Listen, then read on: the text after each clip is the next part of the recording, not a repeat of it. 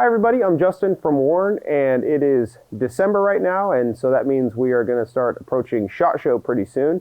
This year for SHOT Show we're doing something special. We're going to be building a couple of rifles, and we're going to share those rifle builds with you, and we're doing some fun themes around them. So today we're going to talk about the upper rifle assembly for one of the rifles that we're building. The first one that we're going to be doing, we're theming as a vintage modern style AR-15.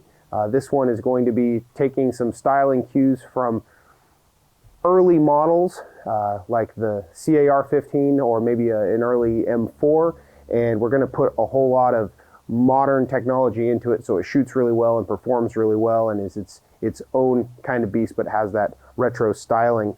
And we're going to share those videos as we build them approaching the show, and then they're going to be on display at the show as well.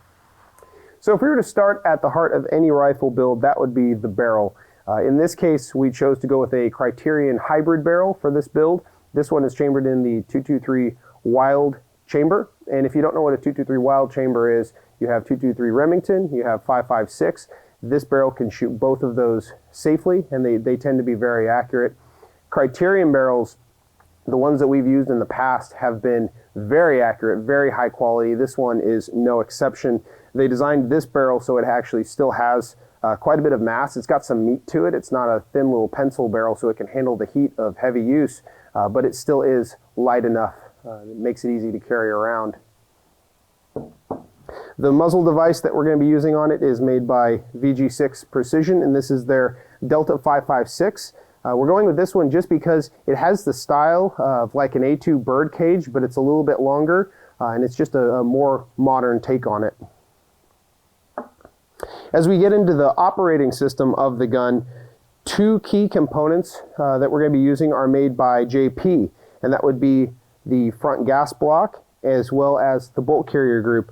The gas block that we're using, it looks like it's just your standard A2 front post, but it's not. It's actually an adjustable gas block, which is going to come in handy when we start getting the whole system built and dialing in the gas system so it runs really smooth. And this is a really slick piece if you're going for that style of an A2 sight but still want an adjustable gas block. And then the bolt carrier group, this is one of JP's full mass bolt carrier groups, and it is one of the nicest that I've seen, honestly. Its finish is flawless, it's very smooth, and it should work very, very well in this gun. The handguard that we're choosing, this one's made by Aero Precision, and the reason that we're going with this handguard, some of the handguards out there in the world that you'll see have crazy machining or pretty wild designs or patterns, and there's a lot of different options. This one was chosen just due to its aesthetic quality. It's kind of a plain looking handguard, but it still allows us to have M-lock at multiple positions, and it stays really light, and it's a free floated handguard, so it's going to maintain our accuracy.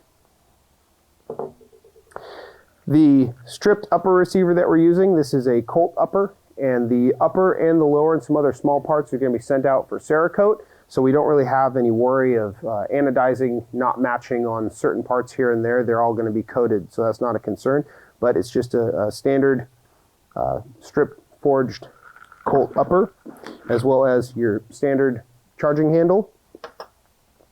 And we're using a Midwest Industries rear sight, mainly because we're not going to be running a carry handle on this, which would really follow the vintage aesthetic, but this still keeps some of that style. We are planning on running an optic on it. We're going to run a red dot on this one, so this gives us room on the rail to be able to run a red dot while still keeping that style that we're going after. And then finally for the upper, of course, the coolest part is the teardrop forward assist, because teardrop forward assists are cool, and that's the reason we're using it.